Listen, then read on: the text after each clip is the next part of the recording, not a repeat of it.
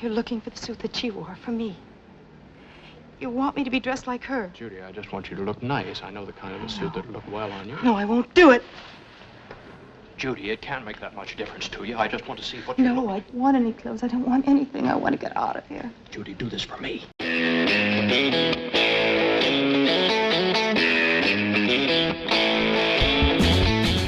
Hello and welcome once again to the Cine-Files, where this week we continue our month of Hitchcock with our exploration of the film Vertigo. Is that the Vertigo music? I try to do as close as possible. It's very melodramatic. I mean, it's hard for one man to bring up the full orchestra, Bernard Herrmann. It is really hard. that is a powerful. Yeah. That's a tough one to live up to. So when we left Vertigo, Jimmy Stewart, Scotty had made the incredible choice of saying, rather than just following this woman, I think I should go with her. And then they went to these beautiful trees. Yeah. And then they went to this ocean, and next to the cresting waves as they embrace each other, they kiss. They made out. What the kids say nowadays. They made out. Is that what the kids say? I don't know what the kids say nowadays. You and I are a long way true. from the kids. Hookup used to mean something completely different when I was younger. When I was in college, people got together. Oh, they got together. Oh, did you hear they got together? Got together. And I remember when it switched and I was a little behind the times and heard hooked up. Hooked up. Oh, it's hooked up. Yeah. I'm sure there's probably 4 or 5 things since then. Oh yeah, I know we gotta get into the movie, but I found this article that has all these phrases now for dating that never used to be there. The ghosting, benching. Benching is a new one now. Handcuffing is another one. And uncuffing is another one. Okay. And there's another version of ghosting, but when they still hang around. It's haunting. They call it haunting now.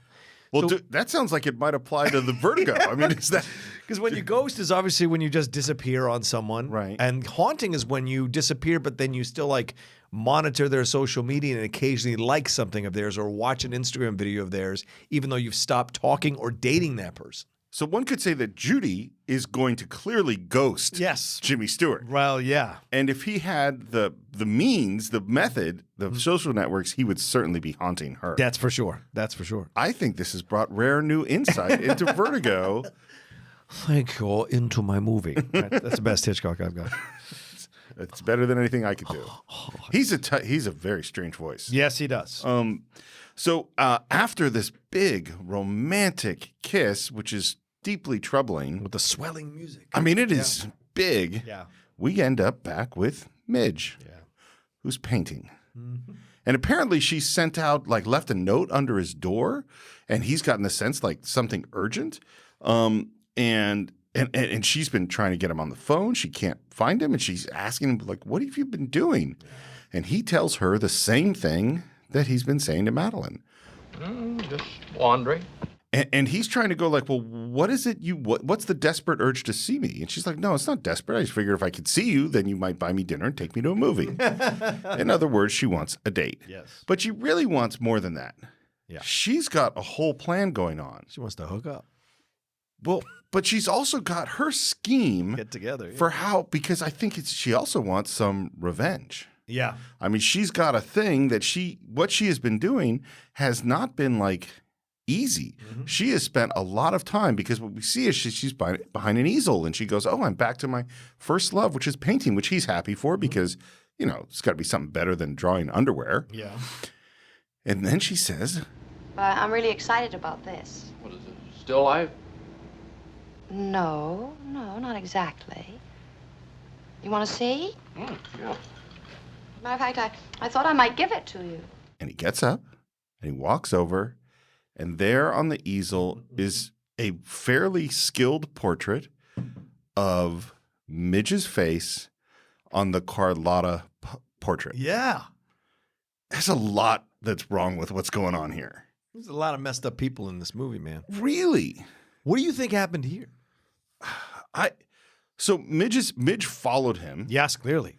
She saw For longer than we thought. Yes. And we don't know how long. Yeah. She saw Madeline leaving in the middle of the night, believes that he's sleeping with Madeline, knows about the Carlotta story because she was at the bookstore, has obviously gone to the portrait gallery because earlier when he talked about how pretty she was, she says, like, I got to see that portrait. Yeah. It takes a while to paint a painting. And she's put her face in it. By the way, I should say, the art department did a beautiful job doing a less skilled version of the exact same painting. Right. You know, like because that's what you have to do. Yeah. To make it What does she think is going to happen? Right. That's the thing. It's so weird. But she is mirroring what he's doing to a degree as well, which is stalking someone that doesn't exist. Her version of Scotty does not exist. She thinks that she can, like, kind of, if she keeps coming after him, he's going to give in to her eventually and they'll be together.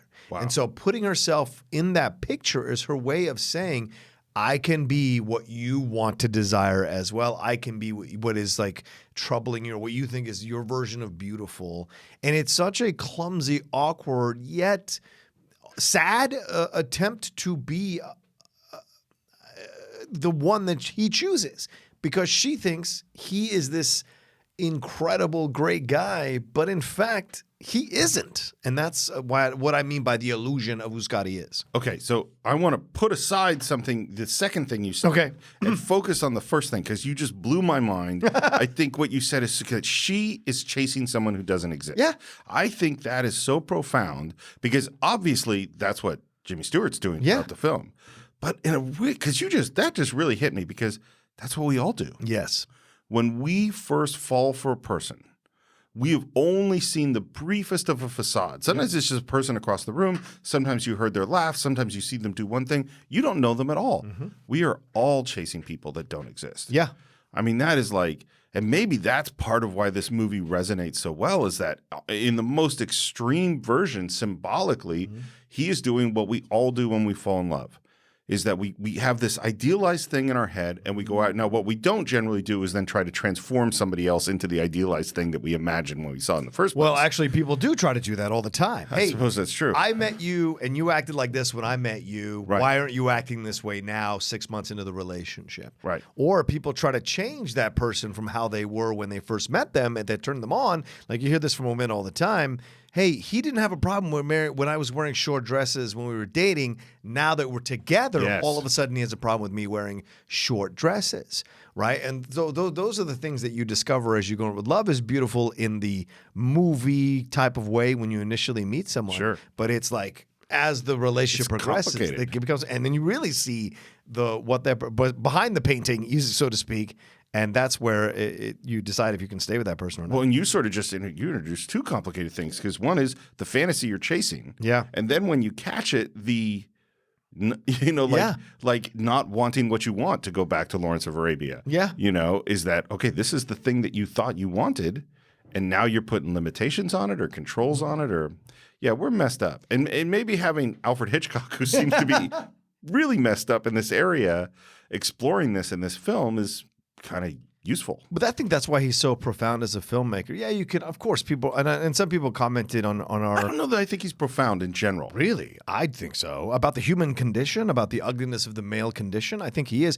Maybe... In this film, 100%. Right. And I feel like in other films, he is about certain relationships in your life, and I think he explores them. I mean, Lifeboat is an incredibly profound film. I agree with that one too. Yeah. And 39 Steps as well, with what leads you to where and who's really doing what. And these are just, or even Spellbound, or even, what's the one with Cary Grant where Notorious. Is it Notorious? Yeah. Well, that is Cary Grant. Where she thinks, where the woman keeps thinking that Cary Grant's trying to kill her. No, he's her husband. that's Suspicion. Suspicion, yeah, that one. Like, it's so profound that it stands in for how we are in marriage. Like, the second we become insecure and lose self-esteem, we think the other person is trying to undermine us. And so all of that gets, to me, in his films, that's what I enjoy coming back to Hitchcock. It's not the technique, it's not the expertise, it's what he has to say in his films that against all the backdrop of everything that's going on, that I really find is my attraction to his movies. And Vertigo, as you said just a couple minutes ago, Vertigo, more so than any of them, explores that. Yeah, it's funny. I don't go, like, for most of the Hitchcock films, and Vertigo being the biggest exception, I don't walk away thinking deep stuff. Oh, okay. You know, I go like, that was thrilling and it was exciting and it explored some underbelly of suspicion, of tension, of voyeurism, of all these things. Yeah. But I don't go like, this was, like talk about Citizen Kane or something where I go, man, I'm going to contemplate this for a long, long time. Right. I'm not going to contemplate Psycho or The Birds or, for a long, long time, or The Man Who Knew Too Much. I go, that was thrilling and exciting and interesting. It certainly exposes a certain underbelly of people, but Vertigo, I definitely do. So on to your second point, just to get us back, is so your description, which I think is perfectly motivatable, is that she's placing herself as the replacement for Madeline and saying, look, I can be this fantasy girl. And that's very possible. And if it is, it's just as you say, that is so sad because her head on top of that portrait looks ridiculous. Yes, it does. It looks really stupid. Just like he looks ridiculous chasing this incredible woman. Well, this is what my point is. I think she's making fun of him. Ooh. I think she's going like, you're being an idiot. You're acting like a fool. Damn, that's a good point. Now, I think they're both arguable. Because it's not. She doesn't fall one way or the other. They don't. The movie doesn't tell you which way she feels. I mean, what we do know, because in what happens in the next moment, is that he does not think this is funny. Nope. No, it's not funny, Midge. Johnny? No. Johnny, I just thought... No. Let's make that movie some other night. And he is shook, like hurt by it in a deep way. And he walks out, and her reaction when he is gone is, Marjorie, you idiot. Yep. So regardless of whether or not she was just saying, look at me, I'm the replacement, or she's saying, kind of joke him out of the stupidity of this thing, she really, really believes somehow this was a pathway to hit her being his girl. Yeah. And it wasn't. It's a really sad moment. And it's just like, you want to grab her and go, yes, you are an idiot. What the hell were you thinking? But it's also incredibly human, nerdy, awkward moment. And this is what, 1950? What year is this, 1960? 58. 58. You look at 2018, 2019, nerdy people make these kinds of mistakes all the time because they make these bold decisions to give a present or to present something in a certain way true. in dating or whatever. And it's just like, whoa. Why did you think this was appropriate or whatever? And so this fits with how Midge has been presented with the older hair and the glasses and everything like that. As a nerdy, she's a nerdy girl. She's a nerdy in the woman, friend zone. rather. Yeah, totally friend zoned. But in the nerdy woman, this is an awkward attempt to kind of, show her cards. Yeah. And it so misunderstands whatever the hell's going on with Scotty. And he goes off wandering late at night and he ends up, we're back at his place. But can we stop for a second? Yes, of course. Steve, why would she make this mistake? She's known Scotty since college. They were almost married. Why did she think this brand of humor, if it's humor, or this way to try to get his... Why did she think this would work if she knows Scotty so well? It's perplexing. Well, I want to go back to your earlier point, which is that we're all chasing things that don't exist. Yeah, fair. I don't think she does know Scotty well. Yeah. I think there was a certain kind of person that she fell in love with. Yeah. But I don't think she knows this obsessive, surface-oriented, somewhat crazy, intense person. Yeah. That's not the guy she's been hanging out with. That's a great point. And that is the person who falls in love. The person that hangs out with her, that's not a guy who falls in love. Yeah, right. Not with someone like her. So, I mean, and because she's an idiot. As she said, I mean, like, that's the real thing, is that people do really stupid things when they're in love. Yeah. And so we don't know the ages don't make sense. I think we talked about in part one is that he's far too old to go to college with. And how long ago was college? Because like Jimmy Stewart's in his 50s here. She looks like she's maybe in her early 30s. Yeah. Gavin, who also went to college with him, he maybe is in his 40s.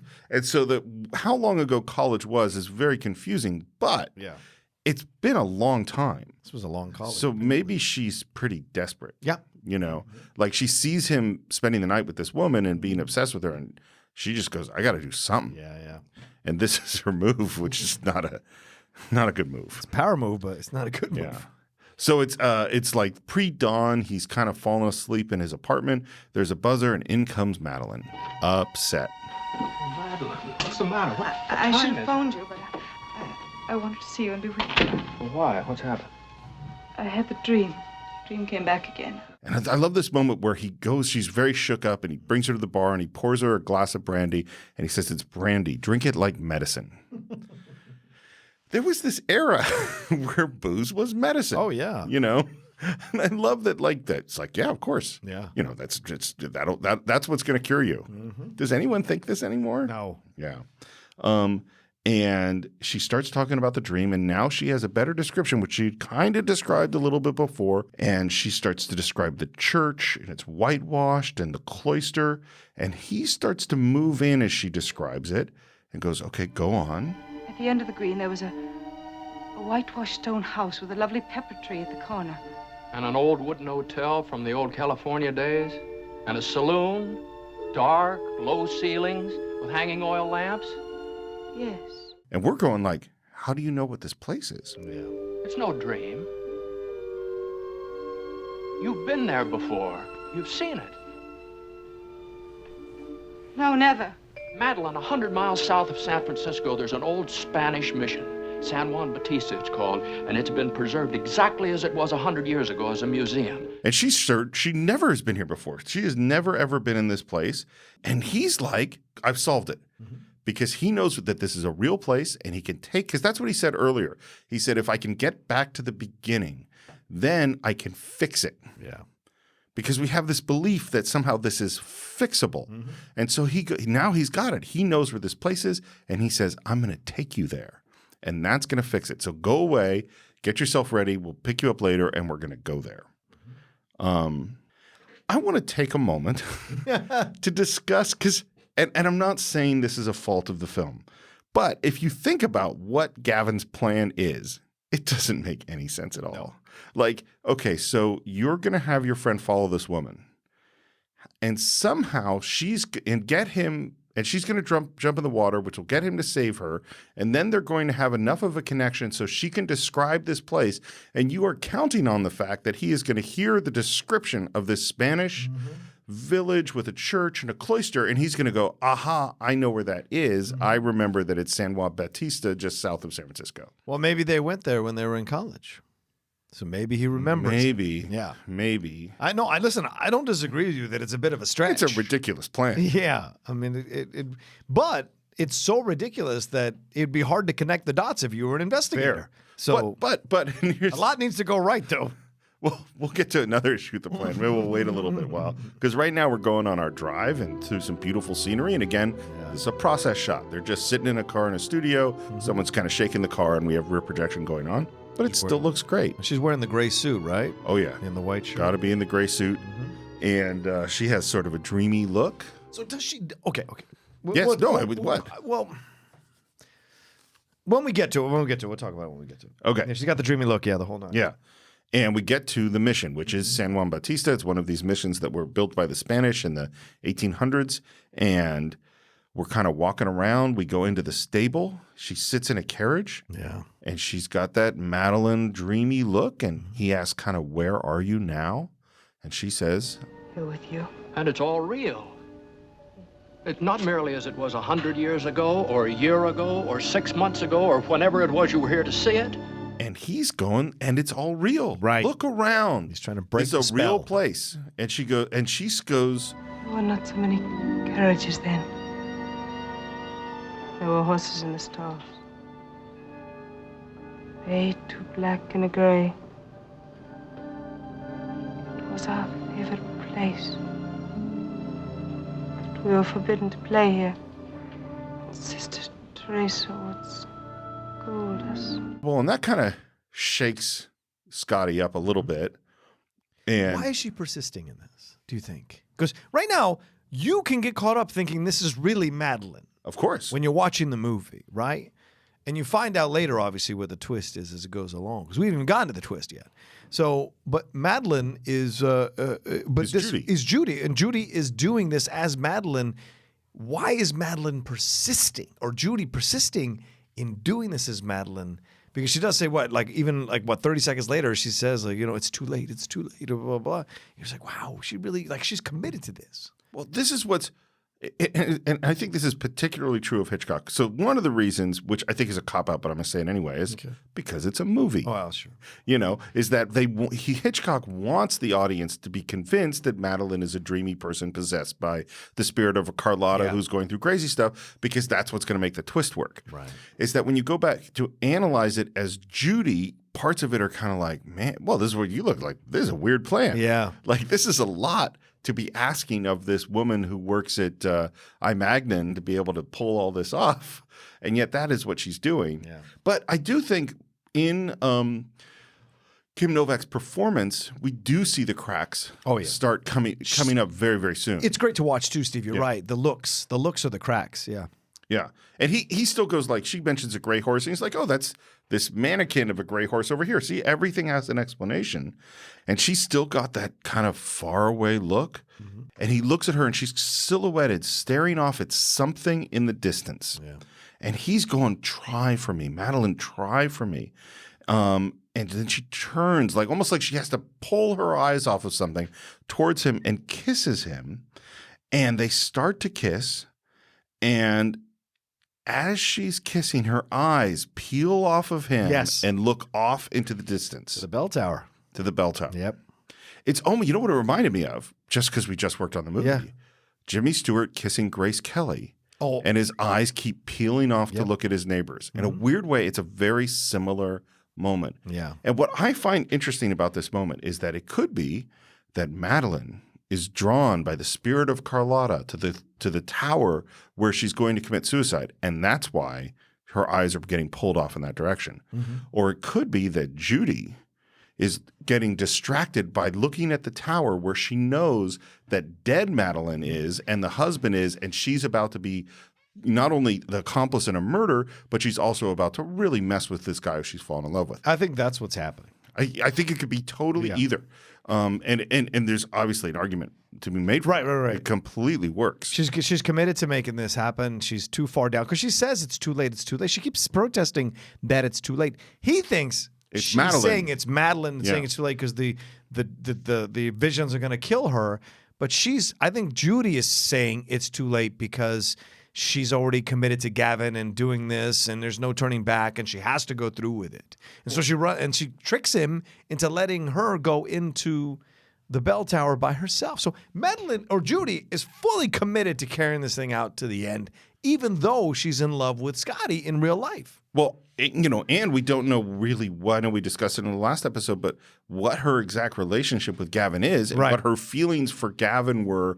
Now, we all kind of agree that Gavin is a manipulative asshole who probably has no feelings for Judy. Sociopath. But what her feelings are for him, we don't really know. And at what point did those transition as she started to fall for Scotty? So she could be very torn between sort of, there was this guy who I have a relationship with and I said I'd be a part of this thing, or this guy who I've now fallen in love with. Yeah. She's going through some stuff. And as you say, she runs out. And we haven't seen the tower yet. No. He runs out following her. And he's still kind of trying to stop her. And she says, and I think you really hear Judy's voice at this point, not Madeline. She says, look, it's not fair. It's too late. It wasn't supposed to happen this way. It shouldn't have happened. But it had to happen. We're in love. That's all that counts. That's Judy. I think that's Judy too. What is not supposed to happen this way? This whole plan. She wasn't supposed to be in love with Scotty. Yeah. She wasn't supposed to figure out that she's not in love with Gavin. She wasn't supposed to regret this decision. Yep. And now she does, and she's caught between two worlds. And I think also she's saying it wasn't supposed to be this way because she wasn't supposed to get lost in this whole thing. And she did. She doesn't know which way to turn. Like you said, she's just a sales girl from a store. This is too much. Well, and this is why I want to go back now to the plan, is that it could be, so the way we see it is that she jumps in the thing, he saves her, he brings her back to the apartment, then he goes out with her the next day and they go around together and then they kiss, and then she comes back with the dream, describes the dream, he recognizes the location, they go together. Mm-hmm. That's what's happened. Gavin hired him to follow her. Yeah. There is no reason why they ever had to interact at all. She could have just gone to the mission. He follows her. She goes inside the mission. He follows her. Yeah. She goes up the tower. He can't follow her Right, because of vertigo. yeah. And then the body flies out, and then she's dead, and he is a witness. Right. There was no reason for them to have this relationship at all. Right. But Gavin didn't anticipate that they would have a relationship. Well, that's what I wonder about that. I mean, he didn't anticipate he certainly didn't that say they would try fall to in get love. with her. Well, did Gavin want them to be together and for her to tell the story about the mission, which leads him to understand what the location is? Yeah, I think so. And he wanted Madeline to seduce Scotty because he knew Scotty was, or Judy rather, as Madeline, to seduce Scotty because he knew Scotty was weak of will and a wanderer. So easy to manipulate and also idealistic in his chivalrous, outdated attempts at being a man. And so those are those kinds of things that he took advantage of, I think, Gavin knowing Scotty so well. But the more that Scotty and Madeline are actually together talking, Yeah. the more opportunity there is for Judy to mess it up. Yes, You know what I absolutely. mean? But how much does Gavin know that they're talking? Well, this is what I wonder about and of course, it doesn't matter because the movie is what it is. No, but it's this fun is to why talk. you've tuned into the Cine-Files. That's right, that's right. To hear this. And by the way, Judy has called Gavin Judy's called Gavin to tell him they're going to the mission. Oh, yeah. Which is why Gavin is there with Madeline, the actual Madeline. So Gavin is like sitting there going, when am I going to kill my wife? Right, When let's am I going go. to kill my wife? It's that I got this. There's a lot of murder timing that has to happen to make this thing work for Gavin. He's got a 4 p.m. back in L.A. Oh, Jesus. After she speaks to him sounding like Judy, she turns to him, again in the Madeline voice, and says, You believe I love you. Yes. And if you lose me, then you'll know I loved you and I wanted to go on loving you. I won't lose you. Let me go into the church. Alone. Why? What do you think is happening here? Because in my mind, she's going up there to kill Gavin. oh, how could she do that? Throw him off the fucking Wow. roof. I think she's just Oh, going sorry, up I there. don't mean to cuss on the Cine-Files. I'm just saying, it seems to me. That's the bridge has been crossed a long time ago. But that's what it feels like to me. It feels like she is going to alone so that she can stop Gavin. I don't think she anticipates that Scotty's going to have vertigo or Scotty's going to, trail behind. I think because she says, "Let me go alone." She wants to run. I think she wants to stop Gavin, and can't. So I definitely think she believes that Scotty will have vertigo. That's Oh, part you of do why. think- That's okay. part of why she doesn't want him to come in. Okay. Like, don't come in. This is going to be bad for you. You're right. But we're totally in agreement. I don't think she's going to try to kill him. Right. But I think she is going to say, "I'm out. We can't do this. It's wrong. We should stop." Yeah. I think she's going to try to talk to him. Yeah. So she goes into the church. He goes after her. He sees her leaving the church. He follows her. They end up at the tower. Madeline! He starts climbing. He looks up first, and we see, oh man, we got a long way to go up this tower. And I should say, by the way, that this tower does not exist. Oh no. Yeah, so this really is the mission at San Juan Bautista, and there was a bell tower there. Hitchcock had seen the bell tower. The bell tower had been damaged in a fire, and by the time he comes back to make the movie, they have torn it down. Oh no. So this bell tower is a model. Huh. That they've, with really good, classic old school film trickery, they have put on top of it. So this tower doesn't really exist, and people go to this mission all the time, going, "Where is it?" And it's not there. So he starts to go up the tower. He climbs a few steps. He looks down. The vertigo effect. He goes to the wall to get away from sort of the view of the ground. Climbs up. Even worse vertigo effect. He's about halfway up the tower, and then he hears a scream. And we see a body, a blonde woman in a gray suit, fly by the window. And he looks down, and she's on the roof below, dead. The score is killing it at this moment. And the reaction from Jimmy Stewart is amazing. Once again, he was unable to stop someone from dying off a height, Yep. right? So it mirrors what happened with the cop at the beginning of the movie. I mean, what Gavin does to him after killing his wife and all the other crap he's done. Yeah. Horrible. Gavin never pays the price No. for what he did. in this whole movie. Unless you watch the European alternate ending, right. which we'll get to later. And he slowly tries to make his way down the stairs, and we see sort of some priests and nuns come out of the cloister rushing to the tower, and we see in this amazing top-down shot Jimmy Stewart sneak out the back, basically, as the priests are coming in the front. He snuck away. He snuck away. Mr. Scotty, who's such a cool dude, such a good guy, snuck away. Yeah. It is disturbing. Mr. I Love You snuck away. While the woman that he loves He's dead on the tower. is dead on the rooftop. And I want to tell you a quote from Hitchcock that I think is apropos at this moment. He said, apparently, blondes make the best victims. They're like virgin snow that shows up the bloody footprints. Jesus. Yikes. There's a lot there. Shows the bloody footprints. That's unsettling, man. It is a really unsettling statement. God. And there's just so much. Well, this is what we talked about before of like, whatever your thing is comes out in your films to some degree. You make so many choices, and sometimes the choices are like you choose between the blue shoes and the red, and that kind of shows that you like the red. You like red shoes.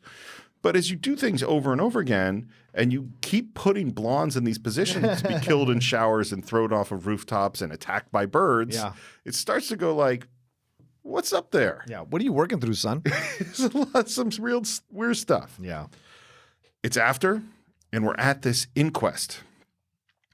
Why is this inquest being held at the actual location of the death? It seems it's like we're in a mission. Yeah. It seems that this would be in a courtroom or a government building or something. It's You very can't strange. lie now. The pressure is on you. That would have no effect on me. Yeah? All right. I don't generally lie. If you were Scotty, though, it might mess you up. Let's be really clear. He's messed up. Yeah, that's what I'm saying. And what happens in this inquest, and it's really just a monologue from the coroner, whose name I had here somewhere, but I don't see his name. It is horrible what this guy says. Mr. Ferguson, being an ex-detective, would have seemed the proper choice for the role of watchdog and protector. As you have learned, it was an unfortunate choice. However, I think you'll agree that no blame can be attached to the husband.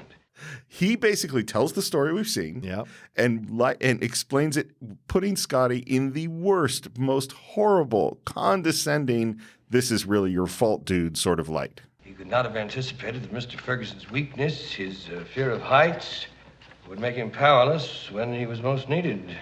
It's awful.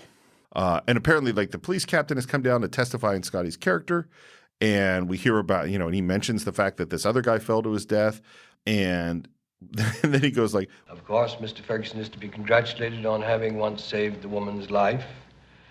When, in a previous fit of aberration, she threw herself into the bay. It is a pity that, knowing her suicidal tendencies, he did not make a greater effort the second time. This is really brutal. And he's like, but we're not here to condemn him. Right. Right. It's like, you kind of just did. Yeah. And through this whole thing, Jimmy Stewart is just sitting there looking dead. Yeah, just destroyed. Totally destroyed. And then we go on to say, talk about his strange behavior after. He claims he suffered a mental blackout and knew nothing more until he found himself back in his own apartment in San Francisco several hours later. You may accept that or not. Do you think he had a blackout? Yeah. I do too. I would accept it, especially with what we're about to see in that dream sequence. Yeah. But the whole point that he's making is like, whether he's responsible or not doesn't really matter. The cause of death is pretty obvious, so you guys should just figure it out. And it goes to this kind of 6-person jury. I don't know what suicide inquests legally are like. Yeah. I have a feeling neither does Alfred Hitchcock. But they go off and they find that, yes, it was suicide and that Scotty is not held responsible, and that's sort of the end of our inquest. And Gavin, who is there, goes up and tells Scotty he's really sorry. He shouldn't have gotten him into the whole thing. Yeah. And it's his response. He takes responsibility, and he says he's done. He's winding up his affairs in San Francisco. He's going to go as far away as he can. He's going to go to Europe, probably to countries without extradition treaties. Right. And he'll, he kind of goes like, I'll probably never come back. And he holds out his hand for Scotty to shake it. Does not get a handshake in return. No. And at this point, if you're seeing the movie the first time, you might go like, oh, Scotty's refusing to shake his hand because we don't know how bad he is. Yeah. But what we're going to see next is that this dude's in bad shape. Yeah. We cut to the cemetery where he stands at her gravestone. It's not the little gravestone of Carlotta. This is a big gravestone in a different cemetery. Yeah. And now it's night. And Scotty's in bed and he tosses and turns and the light starts flashing blue. And he opens his eyes in the blue. And it's really cool what the blue does to his blue eyes. It looks amazing. And then we go into this really cool dream sequence. Yeah. And it is made of the technology of the time in terms of animation. Yeah. I really like it. Yeah, it still works. It feels very like if Disney was high. Like it feels like if Disney had taken acid. Yes. That's what it feels like to me. And through the animation and everything. And then it's my favorite sequence of the movie. It's my favorite because it's so out there. And it's like right at the dawn of psychedelia, right? It's 58. So it's like the Beatles are right around the corner. And then that psychedelic shit's maybe 9 years away.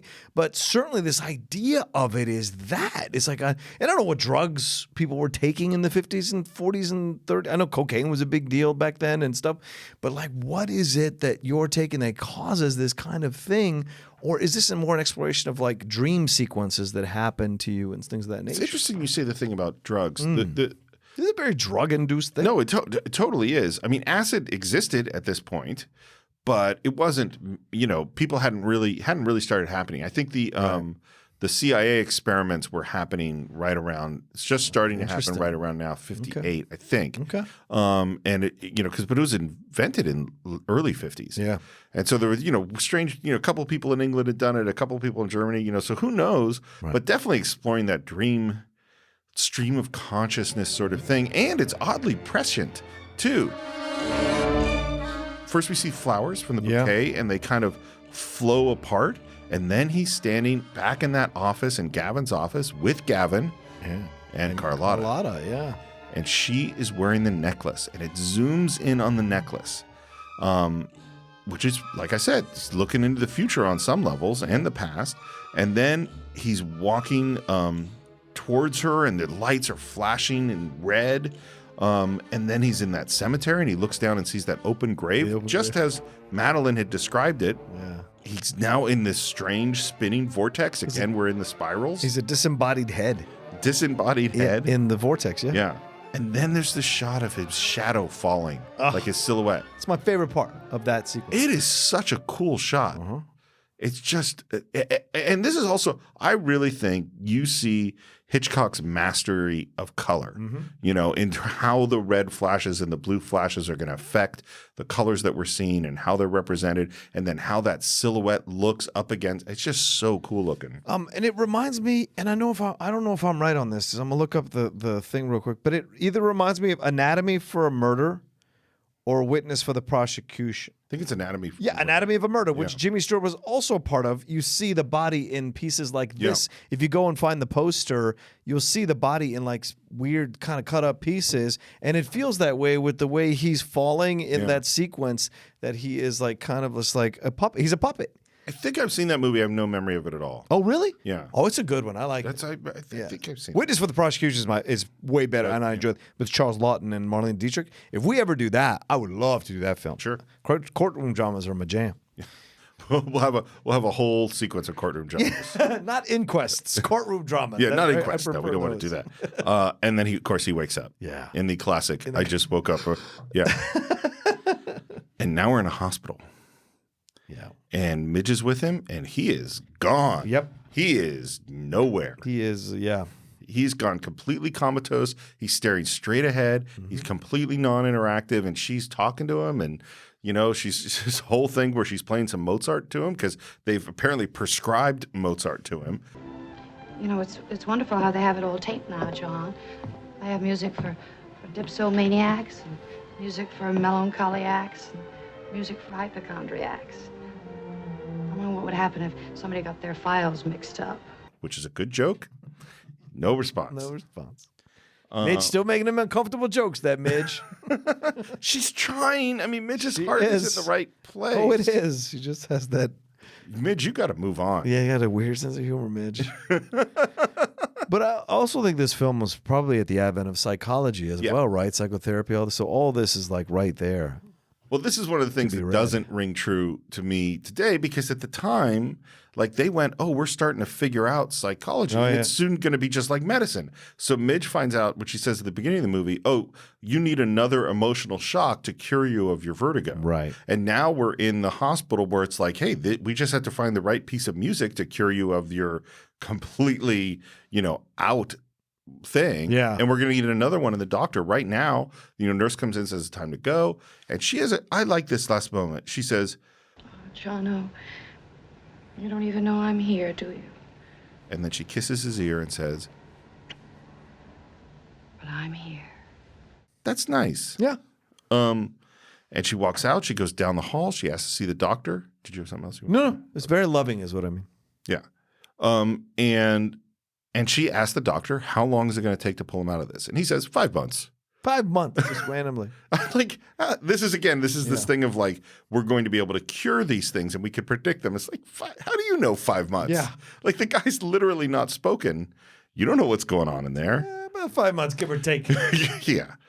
So we got to just let that Mozart really take hold. Yeah. Snap him right out of there. We're going to throw some leeches on it. We'll see what happens.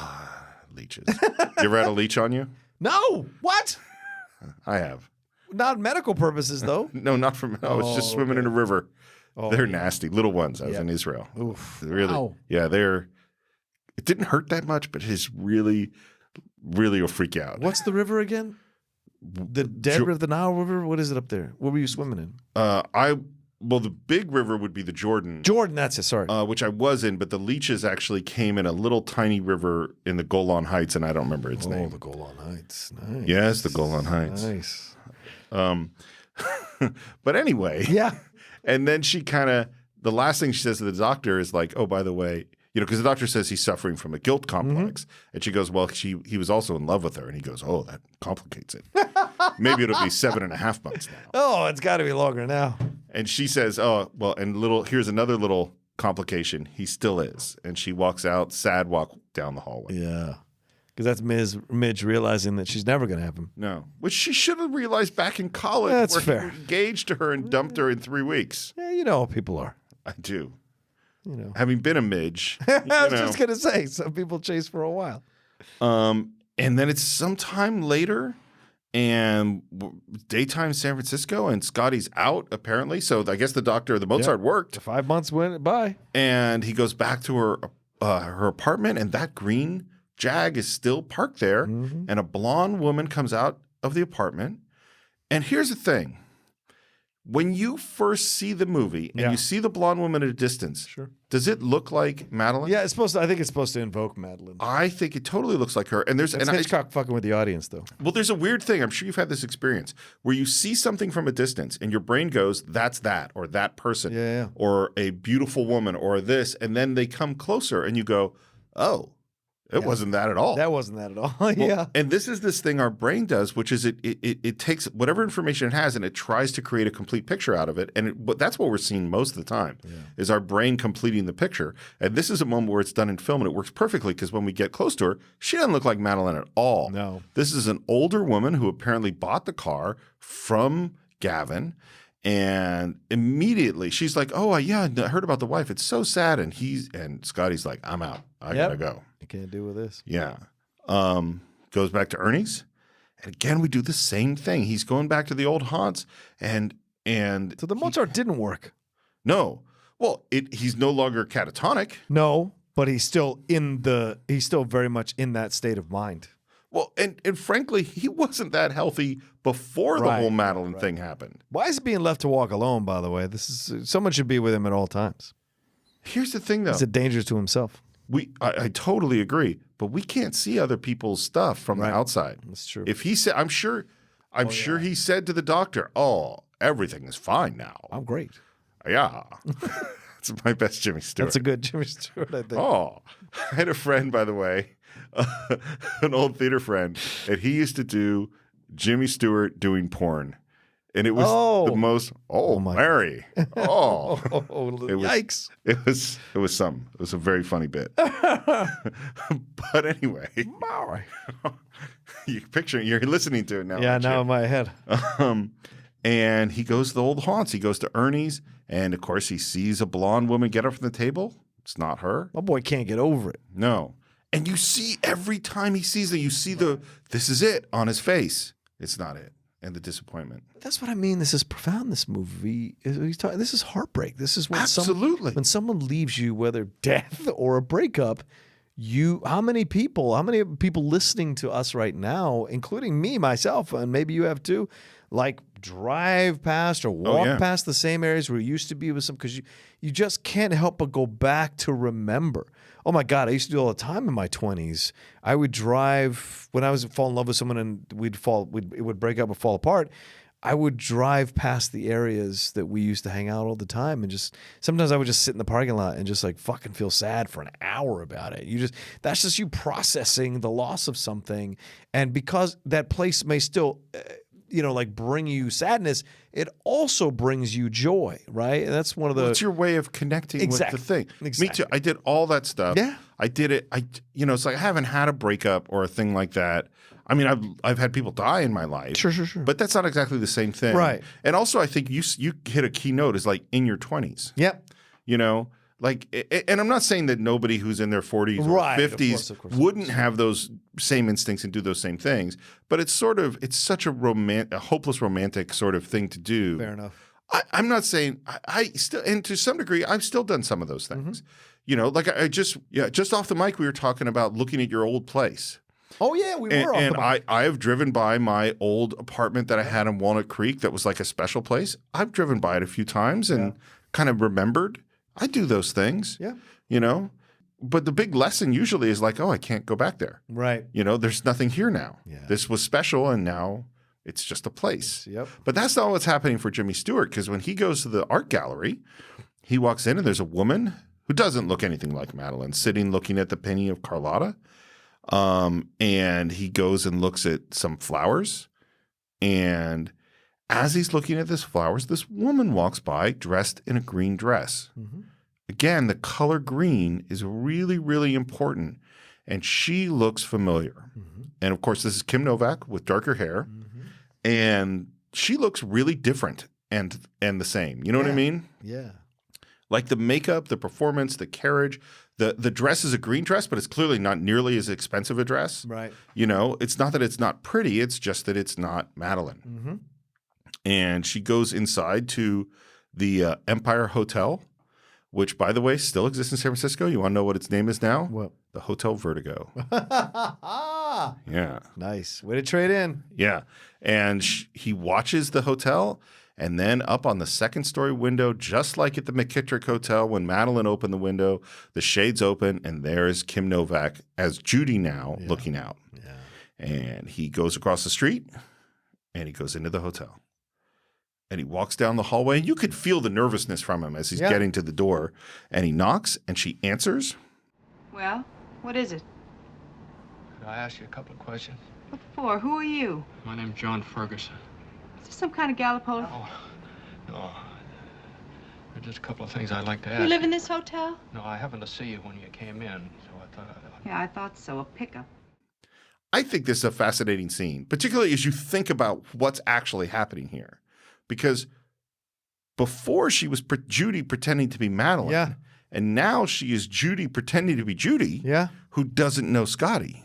And she does a great job. Well, and that's incredible considering she hasn't seen him for 5 months. She doesn't betray the fact that they had this other existence with each other. Well, and that she was, in the context of the movie, 100% in love with him. Right. And how did she know? Did she ever check up on him? Did she ever find out from Gavin? I don't know. Did she ever, we don't know what she did.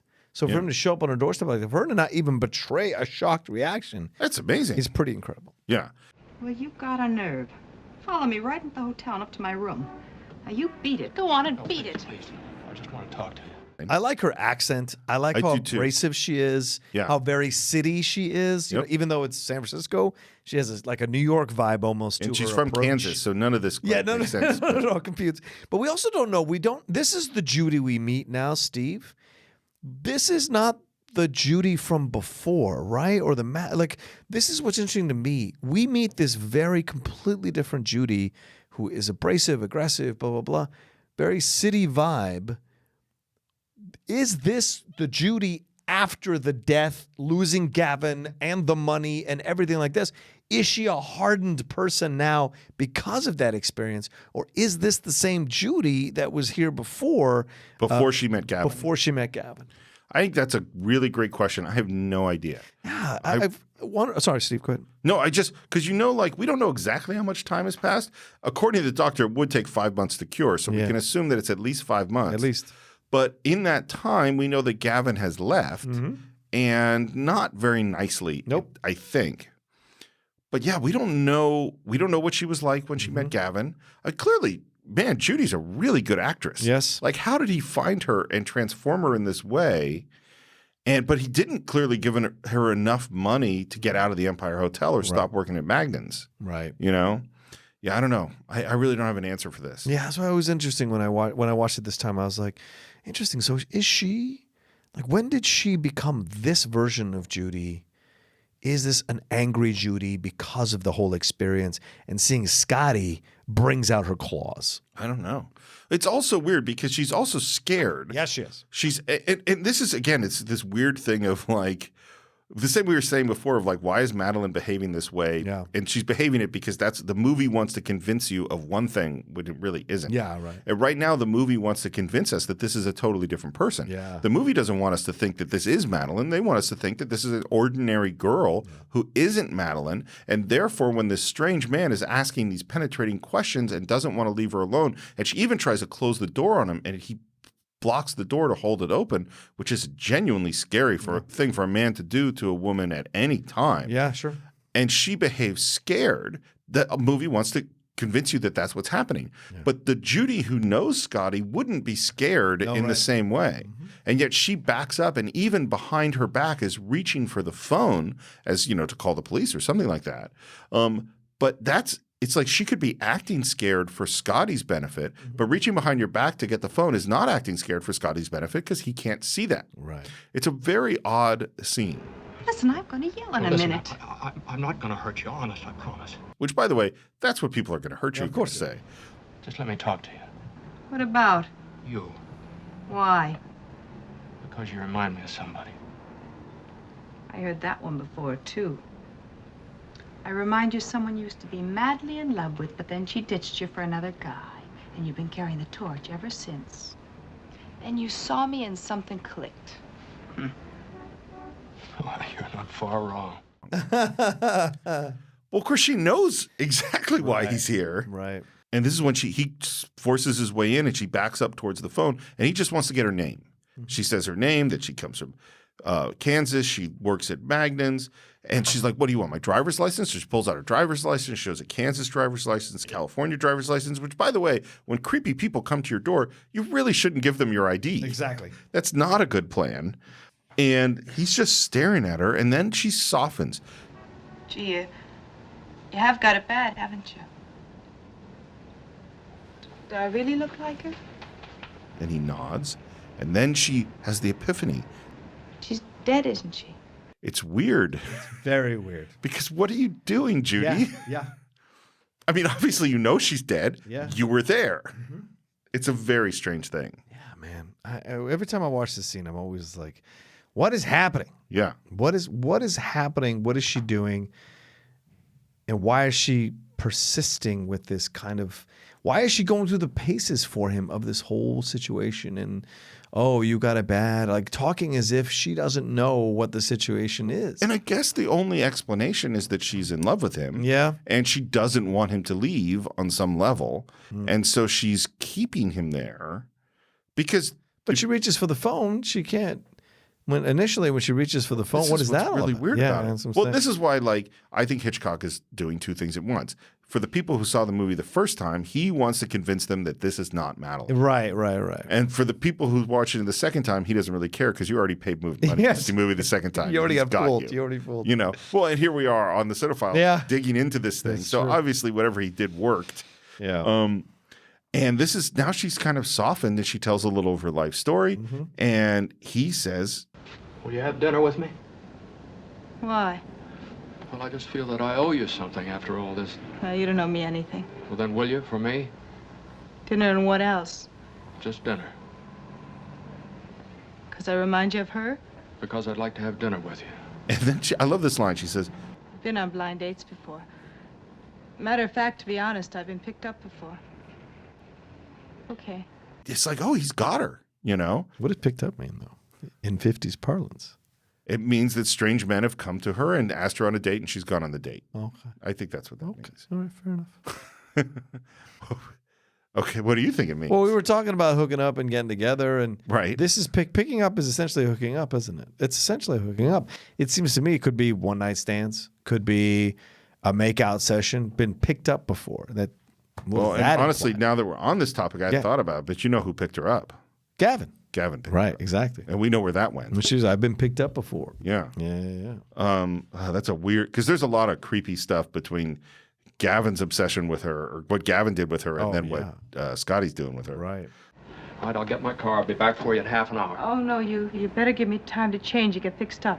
An hour. Uh-huh. Okay. It's so weird because what's her intention at this moment? In this moment, is her intention to go out with him? Yeah, I think so. I don't think so, because in Okay. the next moment, what does she do? First of all, the camera stays, he leaves. Camera stays. Yeah. There's this long turn, and suddenly you see this completely different face where she's really, really upset. Yeah. And the camera stays on her, and we see her flashback. We see her, Judy, as Madeline, running up the steps, running away from Scotty, getting up to the top of the tower, and there is Gavin with the body of his wife, who throws her out of the tower, and she screams, and he grabs her and puts his hand over her mouth. Right. So actually, maybe you're right. Maybe in this moment she did think about going out with him, and then she has this memory, and then that leads her to do what she does next, Right. which is to reach into the closet, grab a suitcase. We see the gray suit in there, which she's obviously kept, Which is weird. which is weird. Why would you keep the suit? Well, and she's going to end up with two now. Yeah. She's going to get another one. And she starts to pack, and then she stops, and she grabs a piece of paper, and she grabs a pen, and then we hear in voiceover a letter to Scotty.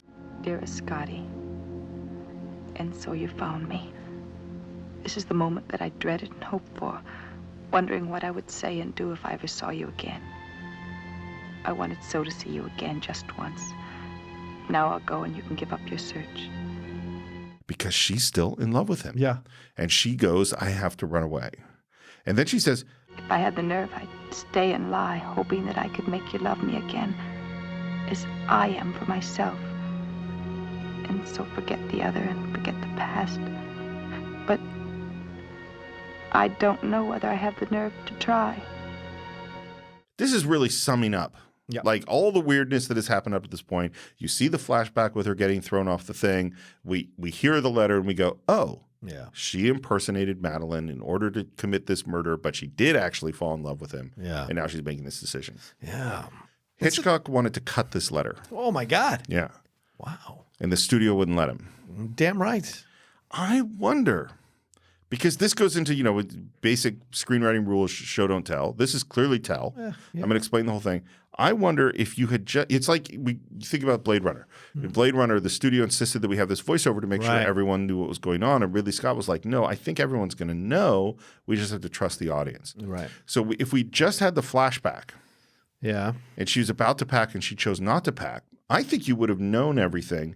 The piece you'd be missing is that she really is in love with him. Yeah. And I think if you'd done the flashback and you had also edited in shots of her kissing him, I think you might have known all of it and maybe could have gotten away without the letter. Maybe it still would have been confusing because you have Madeline kissing Scotty. Right. Judy as Madeline kissing Scotty. So how much of that is Judy? How much of that is her fake Madeline? Absolutely true. It's the questions you have to ask yourself. I like the letter. I think the letter is really important because it also softens Judy up for us, who, remember, was abrasive with Scotty when he knocked on the door.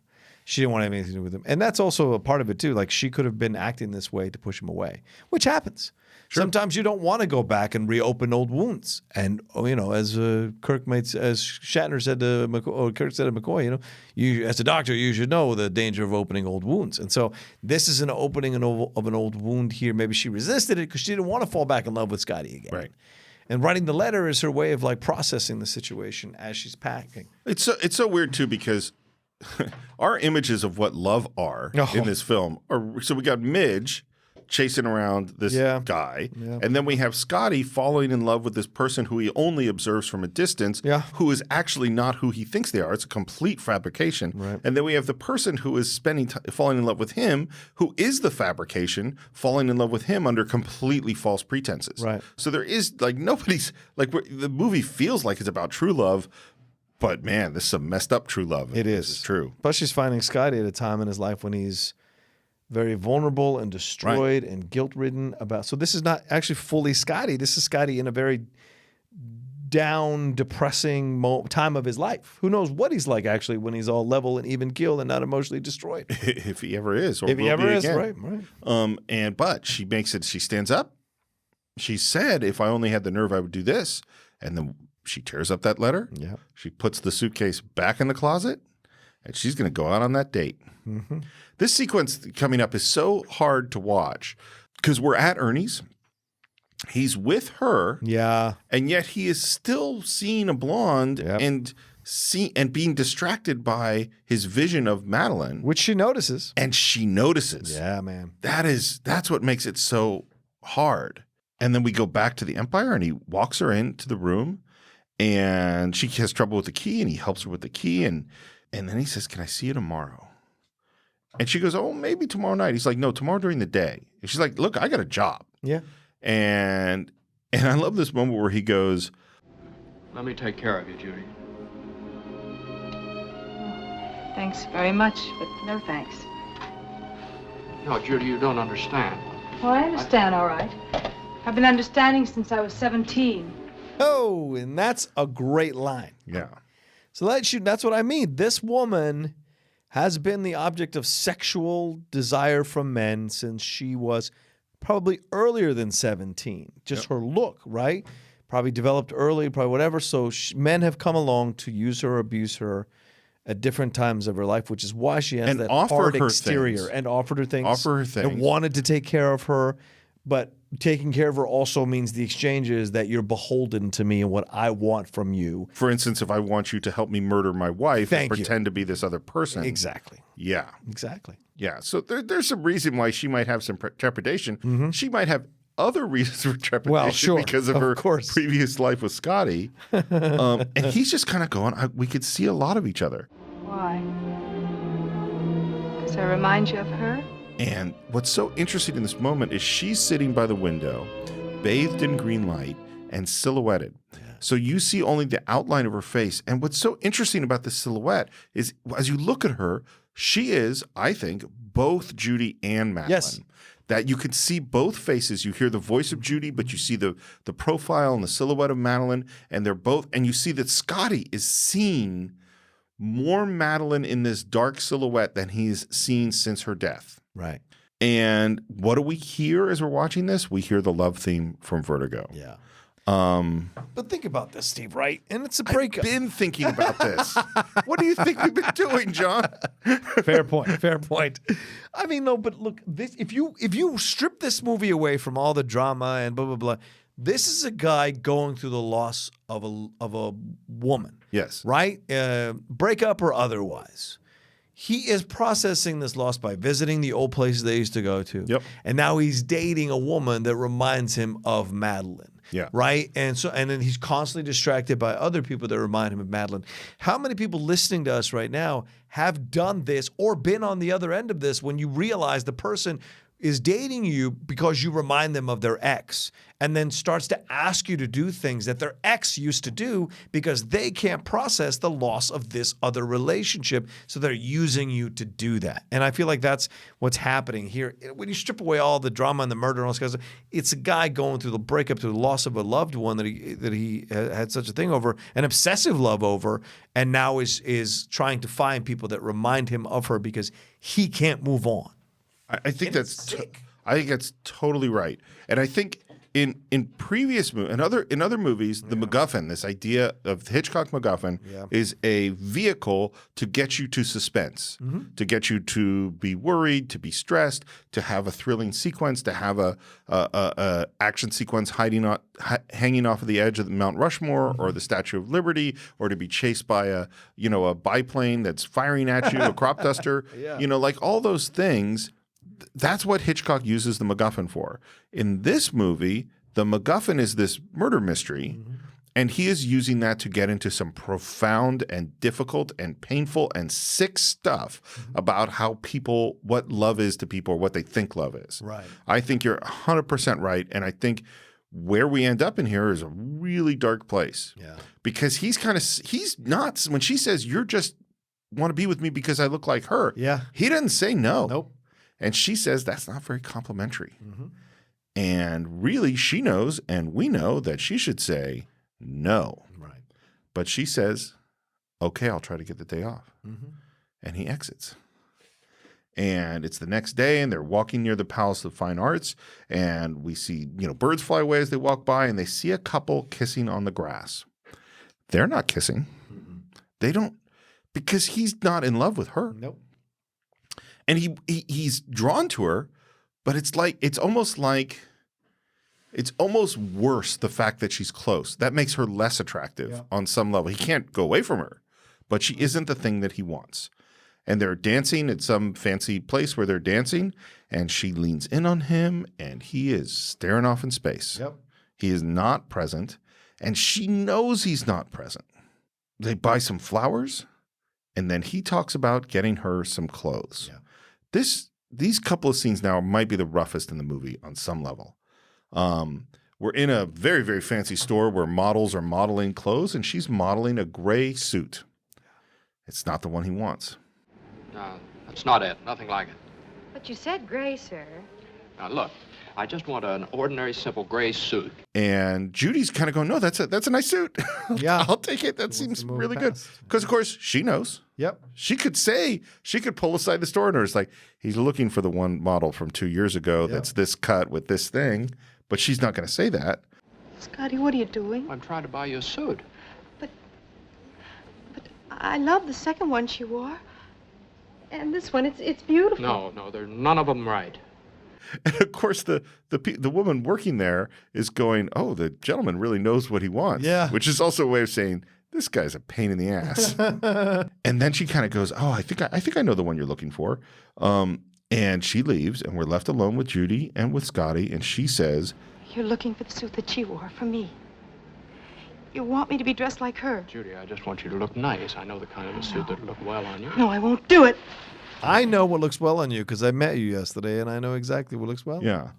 Now, I think I might have mentioned this before, but Ken Novak did not want to wear the gray suit. She didn't think the gray suit looked good on her. So, which is really good for actors, because now she has to resist the gray suit, which she genuinely did not want to wear that gray suit. And she just goes, "No, I won't do it." And she walks away. Yeah. And he goes to her and he keeps working on her. Judy, it can't make that much difference to you. I just want to see what No, I don't want any clothes. I don't want anything. I want to get out of here. Judy, do this for me. These scenes are so difficult to watch. It's horrible. And his obsession with recreating Madeline erases her humanity, her individuality. Talk about objectifying a person. Yeah, it's beyond the I objectification. mean, it is like, all I care about, I don't care about what's inside you at all. Nope. It's just what I can turn you into. Right. And I'm going to fall in love with you if you can just be this. Yeah. This fake love. And the thing that makes it so much more horrible is that Judy is Madeline. Yeah. She knows exactly. It's not like she's some stranger to this and this weird guy just wants to buy her a dress. It's that, no, she knows exactly what he wants from her, and she wants to be loved for who she is. Right. And yet she still goes, "Okay." Yeah. And they come in, and there is the real gray suit. And he's like, "Can we get this altered right away?" And it's rough, man. Yeah, man. Like, talk about the level of his obsession. Sick. Yep. And he also wants to get an evening dress. And she's resisting that too. Yeah. And the woman at the store just goes, "Oh, you certainly know what you want." Over and over again. Here's what I was thinking about. Yeah. So here's where we started. we started, like the basic myth that began this movie is that there is a dead girl, Yes. Carlotta, who is possessing a living woman, Madeline. Yeah. That's where we started. Oh, good And point. then after Madeline dies, he discovers the physicality of the dead girl, Madeline, in the living girl, Judy. And he's trying to turn Judy back into Madeline as Carlotta was trying to turn Madeline into her. Yep. And at first, he was trying to stop Madeline from being turned into Carlotta. And now he's doing the opposite. And the other thing about it is that in the first story, the inside of Madeline was being taken over with the spirit of Carlotta. Right. And in this story, he's trying to take the outside of Madeline and put it on the person of Judy. There's some weird shit going on. Keep going with that in the hopes that the spirit of Madeline will Yes. take over the spirit of Judy. Exactly. All the way to the end. Yep. You have to take that logic all the way to the end, and that's what he wants. Which I hadn't thought about before. But if you take that one, if the spirit of Madeline actually comes into Judy, well, she's going to kill herself. Yeah, exactly. Because then she's going to be haunted by Carlotta. Because Scotty. part of what attracted him to her was the hauntedness. Of course, the unattainability of it all, and that she might die at any moment. And doomed and mysterious and all this stuff. Yeah. And again, we go back to we fall in love with these weird facades that we construct in our head. And that's what attracts us, not the actual living, breathing, farting, smelling, irritable, looks bad in the morning humans. That's Right. what our real people are. Right. But we're into the mysterious, beautiful blonde in the gray suit, Yeah. Yeah. The romantic nature. Yep. We go to get some shoes. We're back at his place. He pours her a drink of brandy, and he says, drink it straight down like medicine. Ugh. It's weird hearing that line come Using back. the same line. Yeah.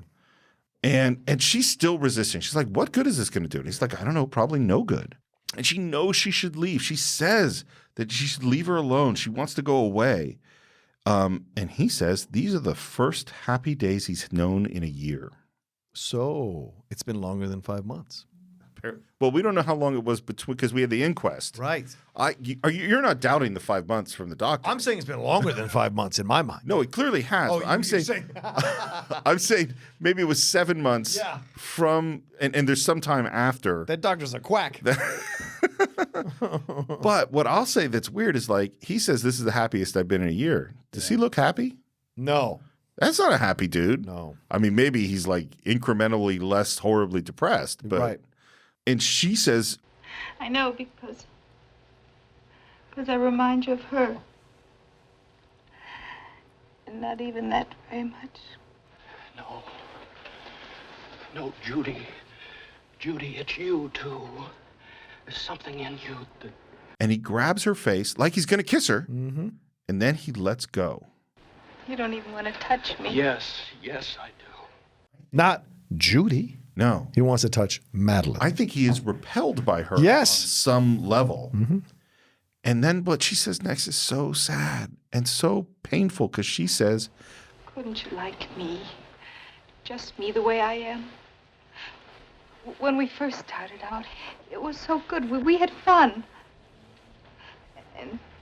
And then you started in on the clothes. Well, I'll wear the darn clothes if you want me to. If you'll just like me. Right. it hurts a lot. Well, this is sadly what happens in some toxic relationships. People try to change the people they're with to be what they want them to be because that's what they can handle in a relationship.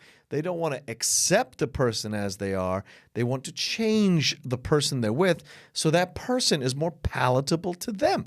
And that is where, to me, you are in a toxic relationship. 100%. And I don't care how fucking sweet the person is or you've had a baby with them or whatever.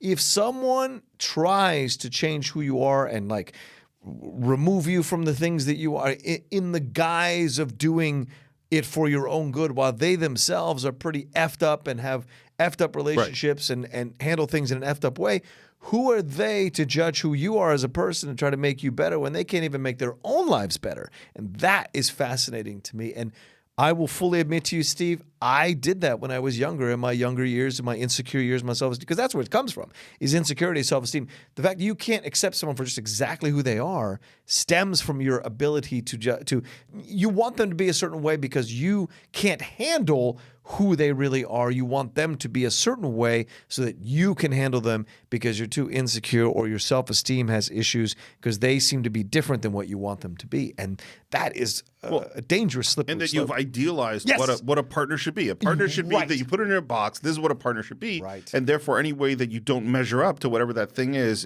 obviously a failing. Right. Without seeing, of course, the failings in yourself. Exactly. And I'll look at it from a different perspective too, which is that if you're in a relationship and you're begging the person others on the other side to like you, Yes. I'll do anything if you'll just like me a little.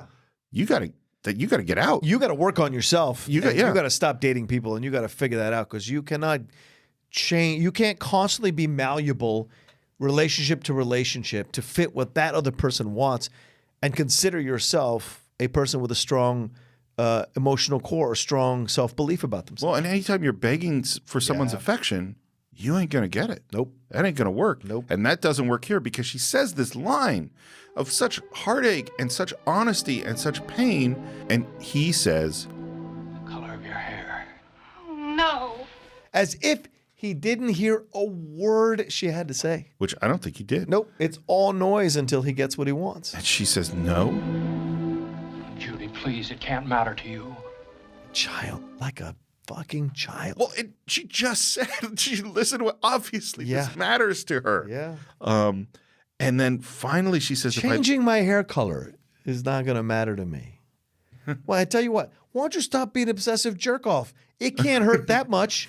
It can't be that difficult. It can't matter to you. It can't matter to you. And then she gives in. If I let you change me, will that do it? If I do what you tell me, will you love me? Yeah. And he says, yes. It's so painful. And then he sort of kisses her. Right. But not really on the lips. And then what does he ask? He says, sit by the fire. Just the way that Madeline did. Yep. It is so, and it's funny because I don't think this is an insult on Hitchcock because he's intending to make you feel horrible. This is intent. It's not like it's happening accidentally. But this movie, the level of abuse and objectification and controllingness is on women is so horrible. And by the way, he does not have the high ground, the moral high ground at the end of the movie. All of this that's happened, Jimmy Stewart. Oh, God, Scotty. no.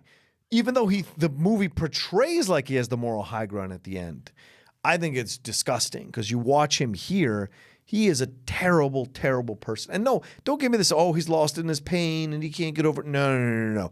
He was already a terrible person, obsessive, idealistic, pampered, privileged person before he even started this stuff with Madeline and Gavin. This just brought it all out, the ugliness of what he really has inside of him. And to be clear, it's like, if you stole $1,000 from me and I didn't know you stole $1,000 from me. Right. And then I systematically beat the crap out of you whenever I saw you and then found out that you stole $1,000 from me, that doesn't make me a good guy. Exactly. Because I was still beating you up for no reason. He found a random woman on the street. Yeah. And he has been essentially torturing her. Oh, yeah. It is horrible. Emotionally. Because she does truly love him. I guess. I guess you're right. Whatever she's capable of loving someone in her messed up way, she does love him. I mean, that's how she feels. Or the version of Scotty. I should take back, like, she does love him because she feels that she loves him. Right. She feels that she loves him.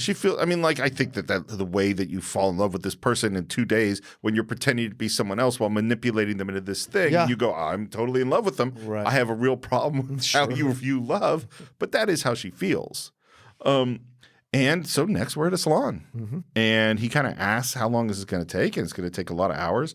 There's a line, by the way, where he says, and you're sure about the color of the hair and all the rest, which means they're making up her eyebrows, and she says, we know exactly what you want, and he says he'll go back to the hotel. So he goes back to the Hotel Empire and he's waiting, and we hear that love theme.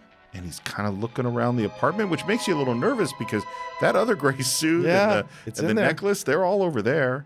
And he looks out the window and the music is rising, and there's a lot of tension build that's not delivering because she's not showing up. He looks down the hall, she's not there.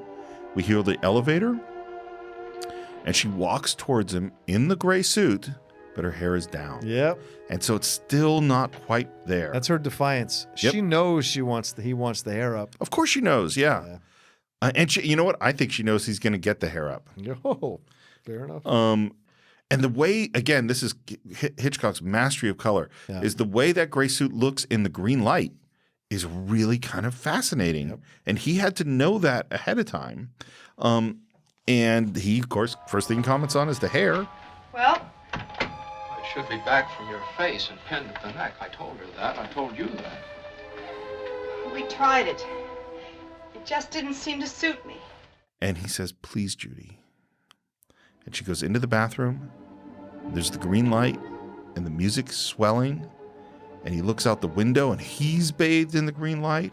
And he looks at the closed door and he sits down and the music rises and rises. And we hear the door and he turns slowly as the music builds. And this is where I do think this is Bernard Herrmann's best score. And the camera pushes in on him as he's seen her. And then we see her, and she's in this fogged sort of image. And she comes out of it, and the transformation is complete. Yeah. It's Madeline. And here's the thing in this moment that occurred to me watching it this time. The fogginess is obviously him, the fog of his brain. Right. Finally being clear, which is probably why he couldn't hear her. Like, this is probably the way he was existing for a year, this fog of her clouding his judgment, clouding his views. Now that she comes clearly into view, his mind is back to a degree completely able to like figure stuff out and be somewhat normal.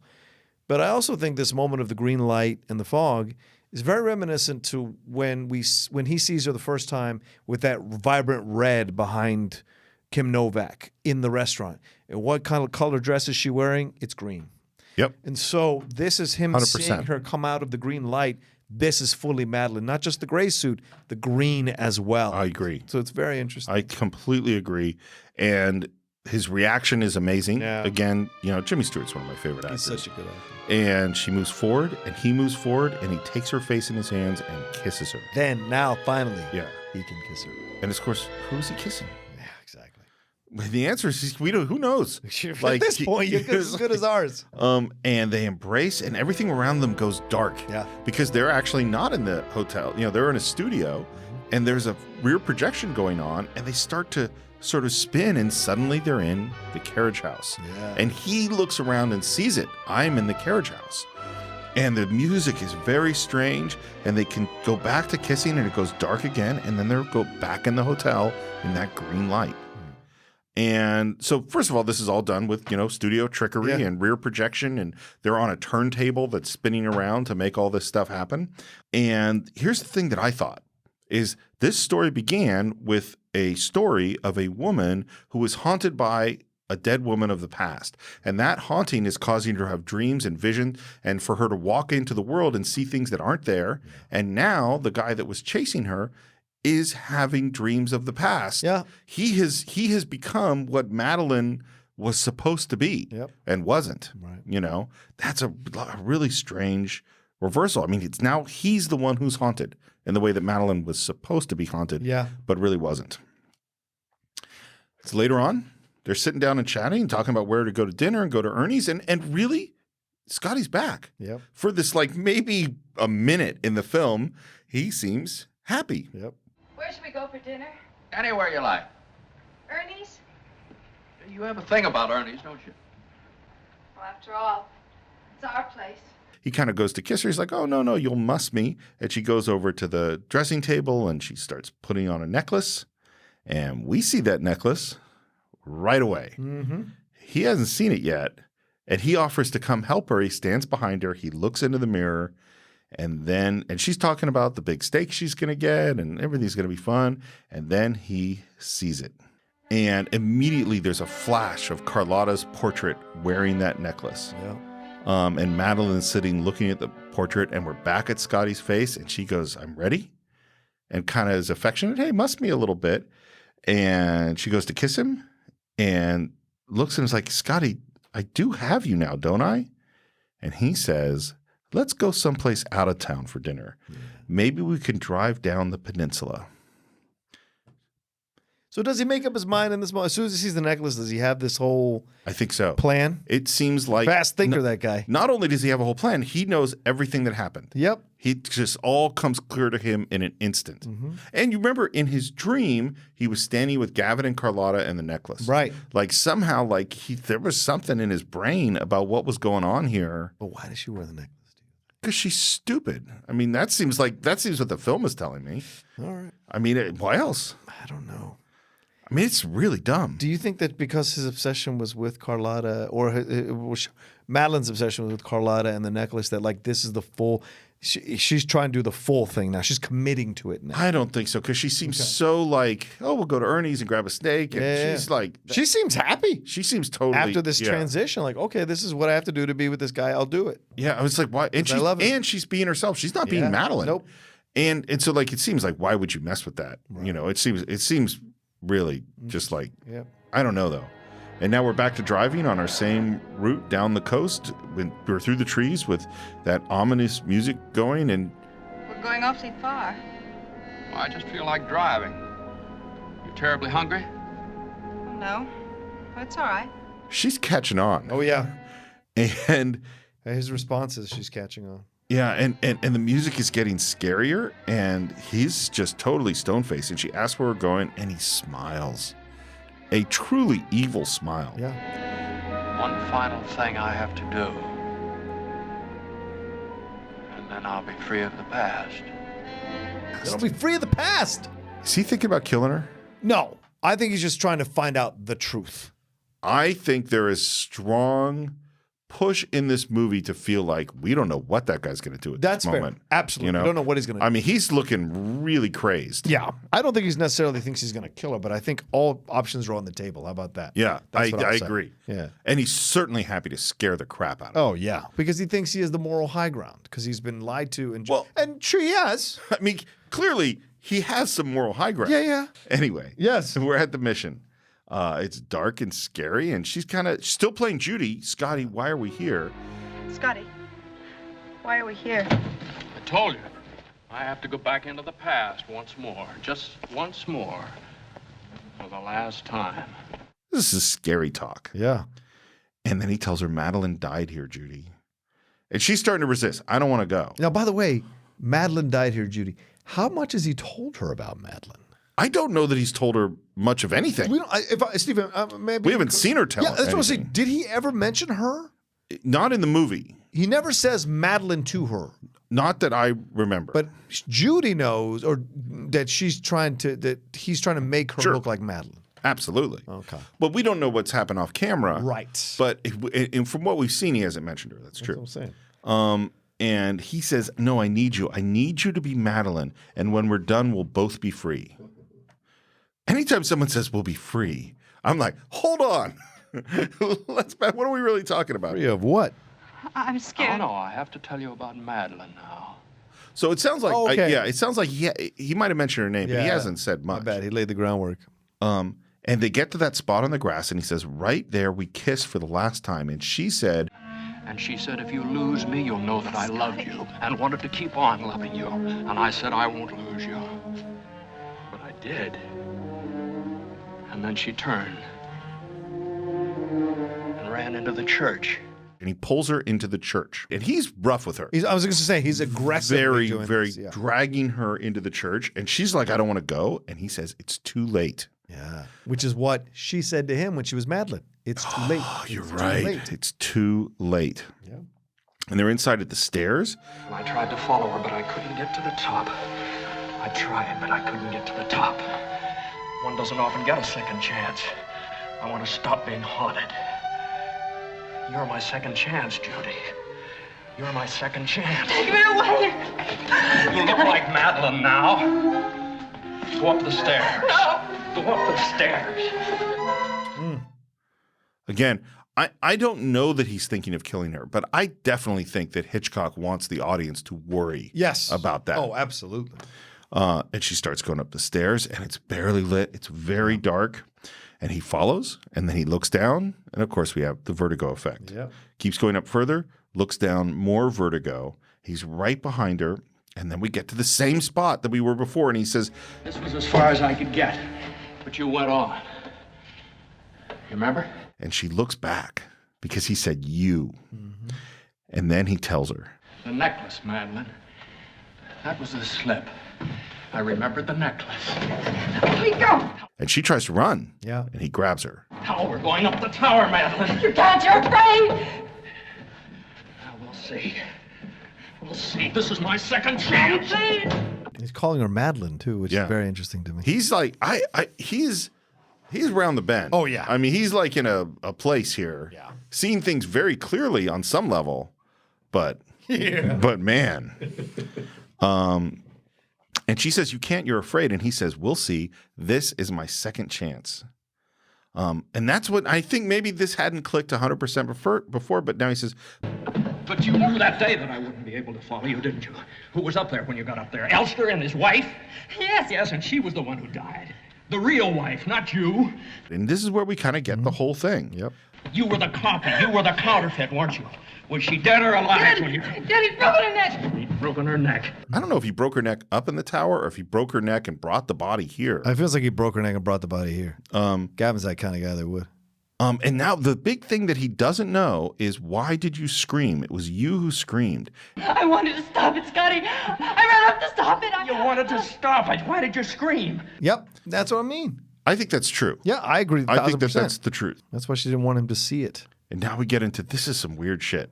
Because he goes, You played the wife very well, Judy. He made you over, didn't he? He made you over just like I made you over. Only better. Not only the clothes and the hair, but the looks and the manner and the words.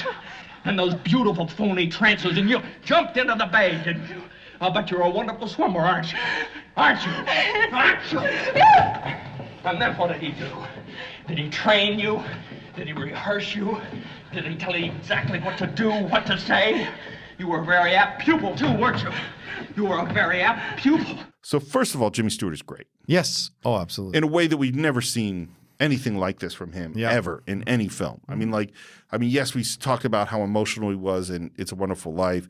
And we talked about, some of the other qualities we saw in Rear Window. We've seen a lot of his intensity throughout this film. Yeah. But he is scary and manic and intense in this really crazy way. Yep. And what's the other thing that's weird about this scene, I think in this very strange parallel universe, he's talking about this other man who had sex with her. You know what I mean? Oh, yeah, He's yeah. saying, how did he touch you? And how did he do Right. this? And did you like it? And that's the way this performance is happening, And like the idea that he rehearsed you, that's very treated in a very intimate way. Yeah. And what, of course, I kept thinking about was, that's Hitchcock. Yep.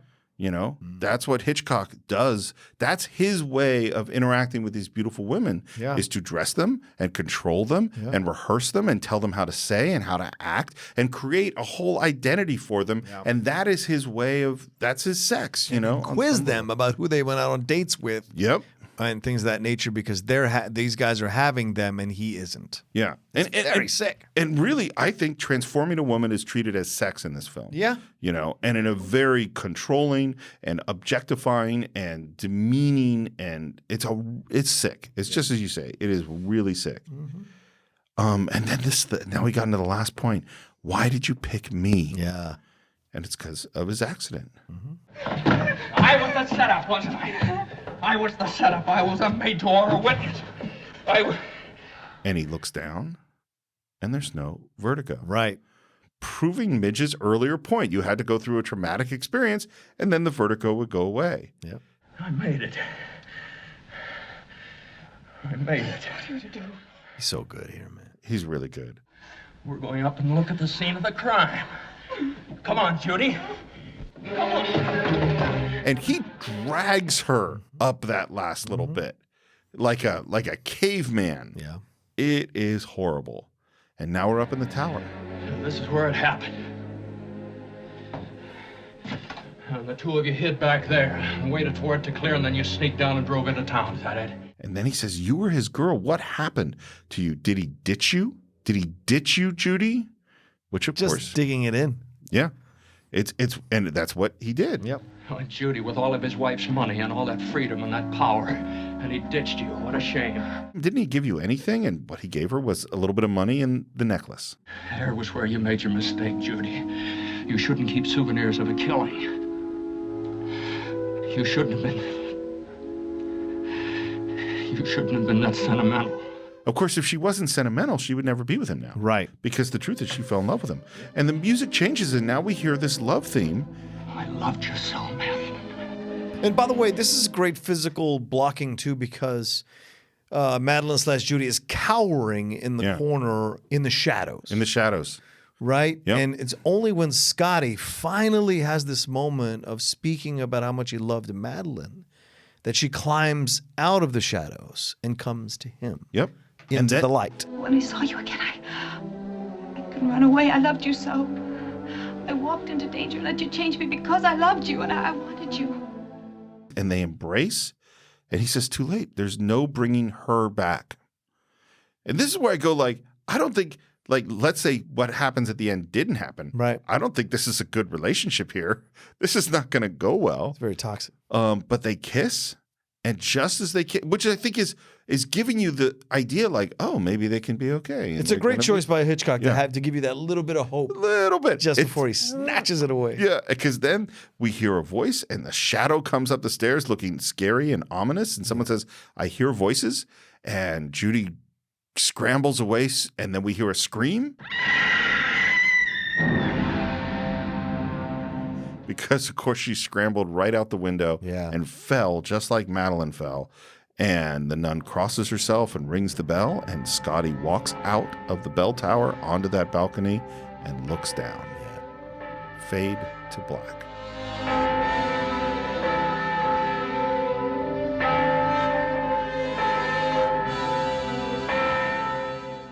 I want to ask you something. Okay. Because it struck me this time. She thinks that's Madeline's ghost. Who? The nun? The nun. She thinks. I think Judy thinks that's. Judy Madeline's thinks the nun is Madeline's ghost. Coming. That's what I've. That's what I. This time, I heard voices. Like just the way she says it, the nun says it. It almost sounds a little bit like Madeline. And so to me, that's what I thought. Because why would she be freaking out by someone coming up the stairs? It's seeing the shadow. What's the shadow represent? A ghost. Something out of the past coming back to exact revenge on Judy for her guilt of having had Madeline or have been accomplice to the Madeline death and cover up. And so she scrambles out. Now, the ringing of the bell in the bell tower is interesting. And this is me being stupid, and I'm okay with this. What is Jimmy Stewart's other most famous film? Would you argue? It's a Wonderful Life. Right. What's that from? Who made that film? Frank Capra. But like, what's the production company? Liberty Films. What do you see? The ringing of the bell. So to me, the ringing of the bell. I think you're reaching. Oh, of course I'm reaching. Yeah, you're reaching. But really I far. love that I thought of this. Like, Sure. this is me stroking my own ego. But I love that Hitchcock uses a bell tower in a way to kind of like with Jimmy Stewart now in this bell tower. Just like you saw ringing bells in It's a Wonderful Life. You see the bell tower ring ominously at the end of Vertigo versus hopefully at the end of It's a Wonderful Life. I love that. I wonder what Hitchcock thought of It's a Wonderful Life. I bet he had no interest in it at all. It's a boring movie. Yeah. It's not how love is. Yeah. So I just, for that, it struck me this time. I was like, oh, bell tower. How interesting. Is there another ending of a Hitchcock film that's anywhere close to as upsetting as this moment in Vertigo? question. I don't think there is. I think there are dark endings. Because the thing is, this ending, particularly when they had that moment of them embracing, and then she goes out the window, and then the movie ends so fast. Yeah. And you're just left with nothing. Like, you don't know who Jimmy Stewart is or what he's going to be, except for the fact that you kind of go like, oh, he's doomed. Like, he is the worst, darkest version. I think so. You think he's doomed? Oh, my God, yes. I don't. I think he now becomes okay.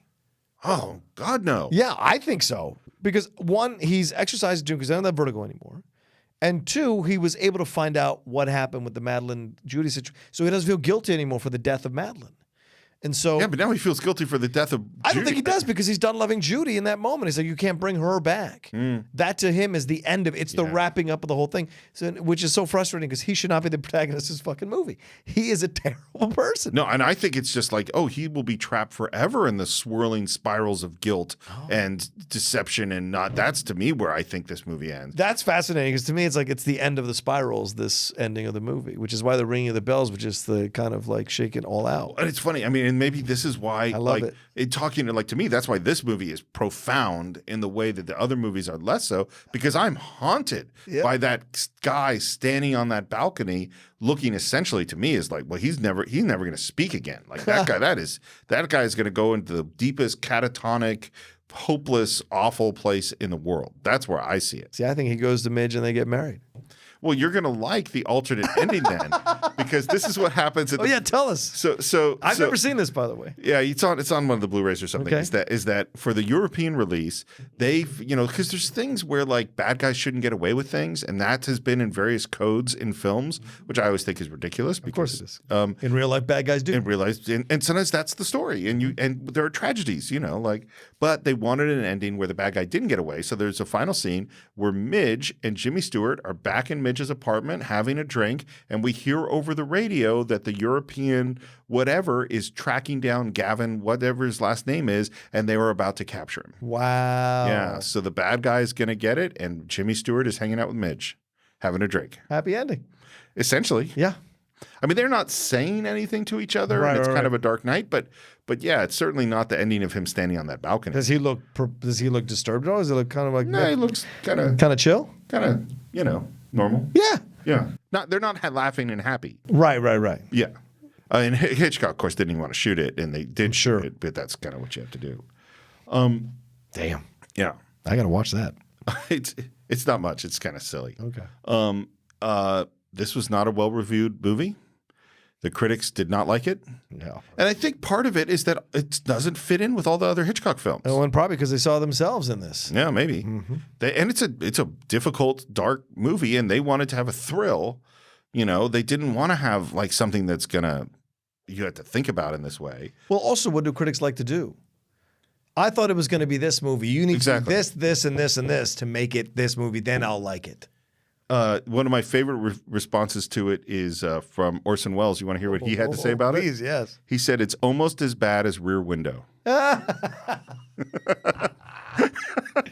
You little shit. Right? A left-handed compliment if I ever heard one. I don't know what that is. It's so funny. I would love to hang out and talk with Orson Welles, but I am sure I would end up angry and irritated.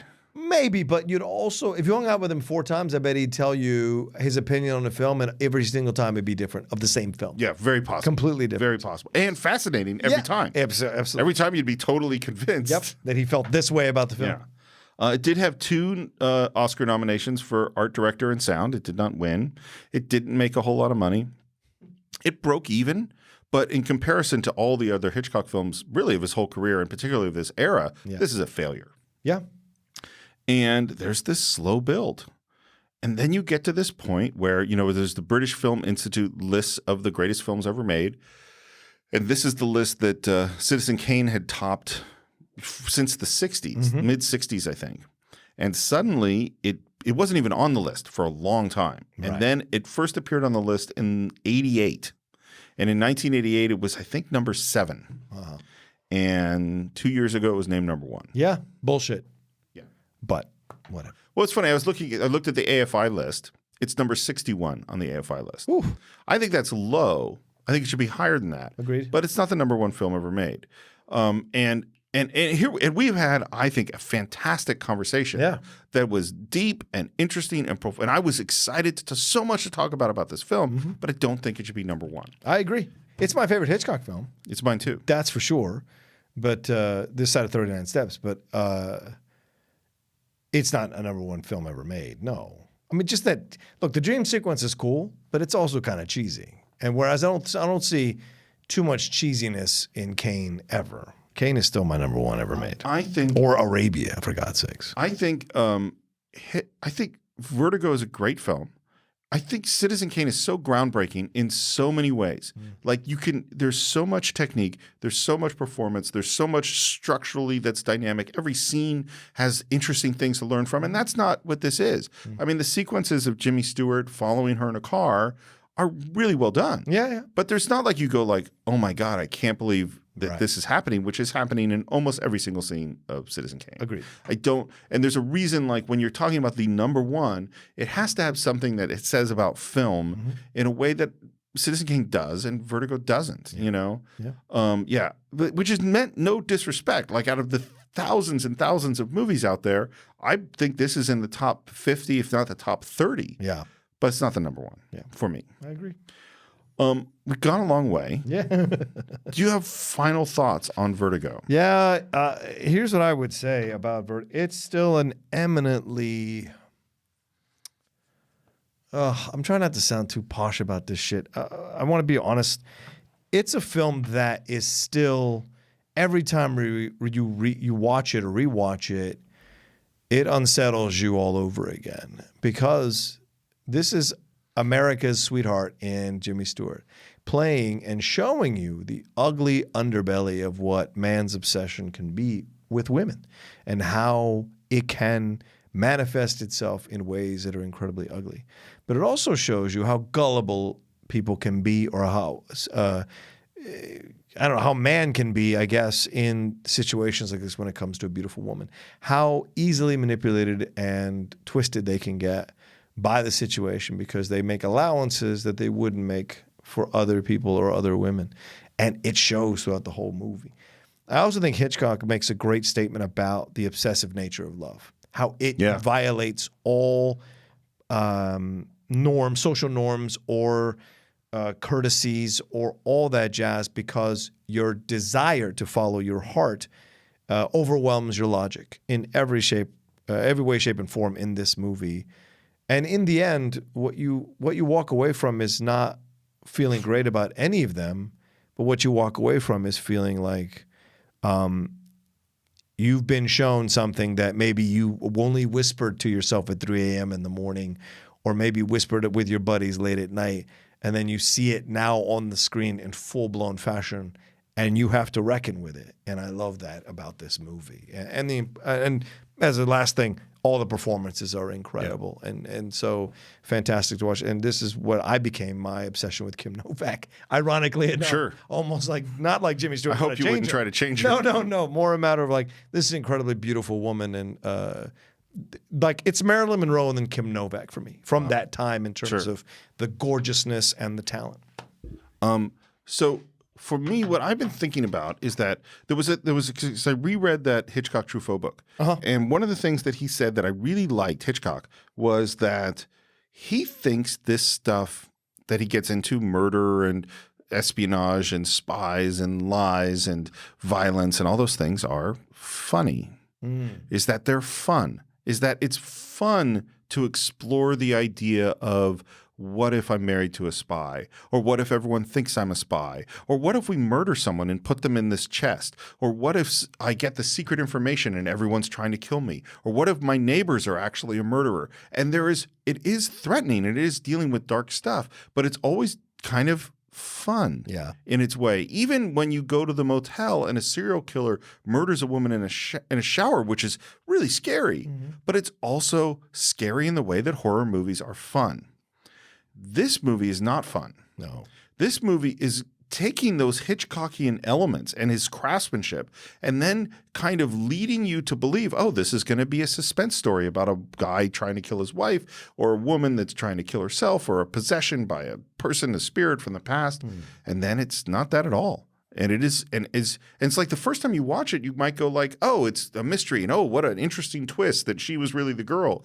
But then if you watch it more, you're like, oh, this is hard and upsetting. And then we get to exactly what you said, which is the way that we construct what we can fall in love with, and obsession and control. And really, instead of the violence that people normally do to each other in Hitchcock films, which is kind of fun and thrilling, It's the psychological violence that real humans do to each other out of love, out of desire, out of obsession. And those things are not fun. It is not fun to watch him try to dress her. It is not fun to watch him force her to have the certain kind of hair. It is not fun to watch Midge follow him around or make the portrait or hate herself for her treatment of. None of that stuff is fun. And for me, thinking of where it leaves Jimmy Stewart, and we have different opinions about what's happening at the end, I am haunted by that image of him standing on that balcony because it ends before I know what happens to him. And I use my imagination to go, what happens to him is not going to be fun. So that is what we think about Vertigo. Of course, we always want to hear what you think. We'd love to hear what you think about Hitchcock as well. Come visit us on our Facebook page. Just do a search for the Cine-Files. Subscribe to us on iTunes or YouTube or Stitcher or all those other places. Please leave comments, leave reviews. If you want to suggest a film or listen to our new, just about to be launched Patreon Cine-Files Shorts, we're going to do 10 or 15 minutes conversations about films. This is only exclusive to Patreon. You have to pledge $3 and above to hear them a month. You have to spend $5 above to actually make a pick. And we would love to see you come on patreon.com/thecine-files. As always, you can reach me at SR Morris, and now you can reach me at SR Morris1 on Instagram. So SR Morris on Twitter, SR Morris1 on Instagram. John, where can they reach you? You can always reach me at The Roca Says on Twitter and on Instagram. Talk film with me. If you've never seen Vertigo, send me a tweet, send me a thing. If you've seen it for a million times, and then we offer you something new or something interesting to think about, reach out. Do it on Instagram or on Twitter. I'm always open to have a fun discussion about movies. And I hope you enjoyed our discussion about Vertigo, and I hope you're enjoying our month of Hitchcock. Yes. Which you requested multiple times for the last 3 years. So thank you very much for tuning into the month of Hitchcock, and I think that's it for this week. We will see you next time on the Cine-Files.